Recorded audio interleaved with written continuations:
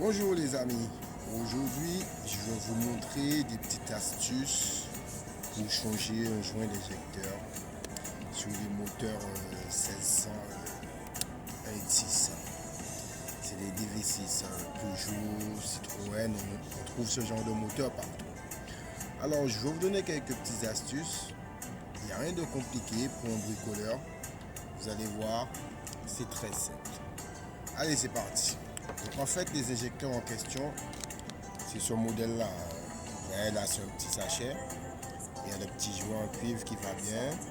Et c'est surtout ce joint-là qui pose problème parfois, non pas pour l'enlever, mais pour le remettre. Alors, donc je vous montre le joint, c'est celui-là. Vous voyez, c'est celui-là. Donc là, il se trouve ici. Le joint, il se trouve ici. Donc, je ne sais pas si la qualité elle est superbe parce que j'ai l'impression que ça floute un peu. Voilà. Donc voilà, vous voyez, le joint, il est ici.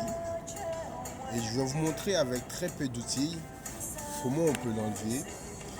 Donc au préalable, on va d'abord nettoyer le puits d'injecteur. Ici, là, j'ai mis un morceau de chiffon pour éviter que la merde ça tombe dedans. Donc vous voyez, là j'ai une petite perceuse avec comme une brosse un peu métallique que je mets sur la perceuse, ça va très bien pour pouvoir nettoyer le puits d'injecteur. Au pire, on finit avec un morceau de chiffon et puis un peu de dégraissant et ça devient tout propre à ce niveau-là. Donc on va commencer. Donc je vous montre quelques astuces et puis vous allez voir, c'est pas très compliqué. Donc déjà on positionne le tournevis, on prend un petit tournevis plat, on positionne à ce niveau-là sans trop faire appui ici sur le puits pour ne pas l'abîmer. Donc alors, on met le tournevis logiquement et le joint on le bouge comme ça, ici, ici, ici. On voit le joint il est sorti, voilà. Donc là on a notre vieux joint, on voit la forme, il y a de l'huile, ça laisse passer l'huile. Donc on prend un petit chiffon, on nettoie un peu, sans trop forcer bien évidemment, hein, parce que le puits il peut bouger, si on force de trop, le puits il peut bouger. Donc on nettoie bien proprement pour pouvoir réinstaller le nouveau joint. Avec un petit chiffon, on essaie de bien frotter, bien regarder s'il n'y a pas de petits éléments étrangers ou autres qui restent là-dedans. On essaie de bien frotter. Et puis voilà. Là, on met un petit coup. Au pire, on met un petit peu de dégraissant pour bien nettoyer, pour être sûr qu'il n'y ait rien qui reste au fond. Là, vous voyez, là, c'est pas mal. Maintenant, je vais prendre mon nouveau joint qui est là et je le positionne. Ensuite, moi, j'ai plusieurs techniques, mais je vous montre celle-là. Je mets un petit peu de pression avec le doigt ici. Vous voyez, histoire de le coincer un peu. Ensuite, vous prenez une douille classique, hein, vous voyez, une petite douille. On positionne la douille, par contre, le diamètre, il ne doit pas être supérieur au joint. On positionne environ comme ça. Et là, tout simplement, je vais tapoter légèrement. Je regarde là où le joint n'est pas très bien rentré. Je tapote. Je le fais rentrer environ 2-3 cm. Ensuite, le même tournevis que tout à l'heure là, c'est-à-dire celui-là. Là, on va chercher la petite lèvre intérieure. Parce qu'en fait, la petite lèvre intérieure, il doit passer derrière le puits. Donc, vous voyez, on va chercher la lèvre intérieure. Voilà. Au fur et à mesure, bien évidemment, très délicatement, pour ne pas déchirer la lèvre. Vous voyez, on reprend. On essaie de suivre la lèvre pour le faire rentrer au fur et à mesure.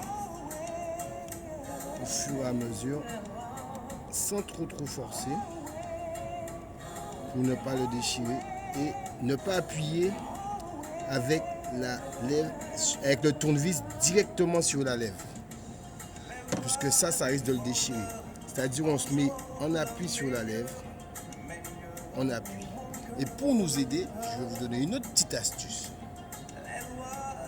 Alors, là je prends un autre tournevis. Et en fait, comme vous pouvez constater, la lèvre, quand je le mets ici, il ressort. Donc je mets le tournevis, je fais glisser, coulisser, toujours en suivant. Je le fais coulisser. Et je pose mon tournevis ici par exemple. C'est-à-dire que quand la lèvre, je vais le faire coulisser à ce niveau-là, je mets un petit peu de pression là. Je l'enlève. Ouais, là il reste coincé. Ensuite, on continue. On peut s'aider avec l'autre tournevis.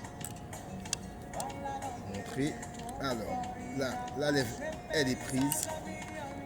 On continue. On met un petit peu de pression avec le plat du tournevis.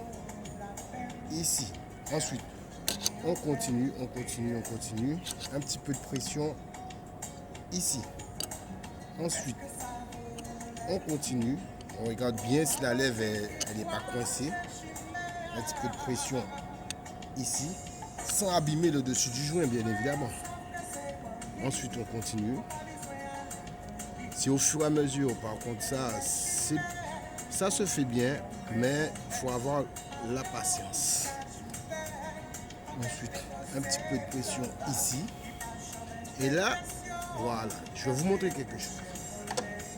Là, on peut constater, là, ici, c'est rentré. On peut faire suivre à ce niveau-là. Mais on peut constater, en fait, qu'ici, là, ça coince un peu. C'est-à-dire que le joint ici, il est trop rentré. Donc, ce qu'on va faire, on va mettre le tournevis légèrement en appui. On va prendre un appui, par exemple, ici. Et on va remonter un peu le joint. Légèrement, sans l'abîmer, bien sûr. On remonte. Et ensuite, on continue. On essaie de faire le tour comme ça. Mais à chaque fois, toujours en vérifiant que le joint, il est bien positionné. Vous voyez? Alors, un petit peu de pression, comme tout à l'heure, à ce niveau-là. Vous voyez? Un petit peu de pression. Vous voyez là, le joint, il a bougé. Ainsi de suite. Là, on enlève le tournevis. Et la partie la plus délicate à faire, c'est la fin. Comme tout. Alors là, on essaie de prendre le joint, de le ramener sur les bords, de le ramener, de le plaquer au maximum, vous voyez, ainsi de suite, de le plaquer. Toujours ne pas oublier, sans trop forcer, ça doit rentrer tout seul. Alors, voilà. Et voilà, mon joint, là, il est plus ou moins en place. Vous voyez, là, on voit toute la partie ferraille ici. Là, mon joint, il est en place, mais pas tout à fait. Donc maintenant, je reprends ma douille. Puis, on va le positionner ainsi. Et on tapote. Vous voyez. On tapote. Et on le met environ à fleur du puits. Logiquement, il y a son logement. Voilà, on tapote. Parce qu'il faut laisser assez de place pour l'autre joint qui vient par-dessus. C'est-à-dire le joint qu'on vient mettre directement sur l'injecteur. c'est-à-dire ce joint-là, qui va venir se positionner à ce niveau-là, fixé sur l'injecteur. Vous voyez, il vient se positionner à ce niveau-là, comme ça. Et ensuite, on pose son injecteur, et puis voilà. Donc, je vous invite à regarder cette petite vidéo. C'est pour des astuces, pour les bricoleurs qui veulent faire passer le temps ou bien qui veulent apprendre. Donc voilà, n'hésitez pas à liker cette vidéo et je vous remercie de votre visite.